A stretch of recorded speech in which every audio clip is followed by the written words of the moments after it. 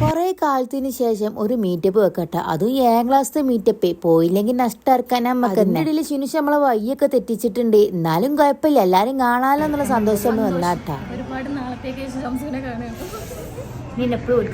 പ്രാണസഖനെ കാത്തുനിന്ന് ശിനുഷയ്ക്ക് വരെ മടുപ്പ് ഇങ്ങോട്ട് തോന്നിക്കുന്നുട്ടാ. എല്ലായിടത്തേക്കും നേരത്തെ എത്തണം. ഞങ്ങൾ 1 മണിക്കൂർ മുമ്പ് ഇവിടെ നേരത്തെ എത്തിക്കും കിട്ടാ. നമ്മളോട് 12 മണി എന്ന് പറഞ്ഞ ആൾക്കാർ 1 മണിക്കാണ് അവിടെ എത്തുന്നത്.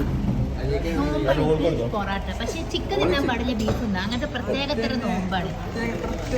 ഇങ്ങനത്തെ നോമ്പ് ആരെങ്കിലും കമന്റ് ചെയ്യട്ടാ.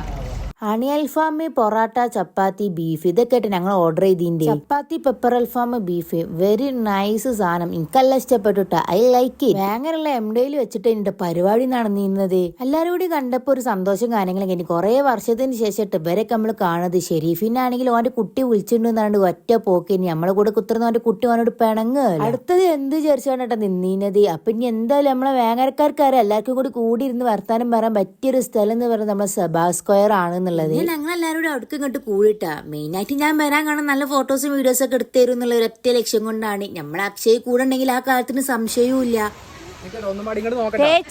തേച്ചു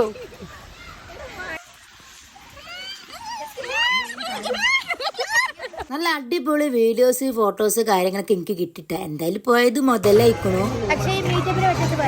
അടിപൊളി മീറ്റപ്പ്, എന്താ വാക്കുകളില്ല പറയാനാണ്.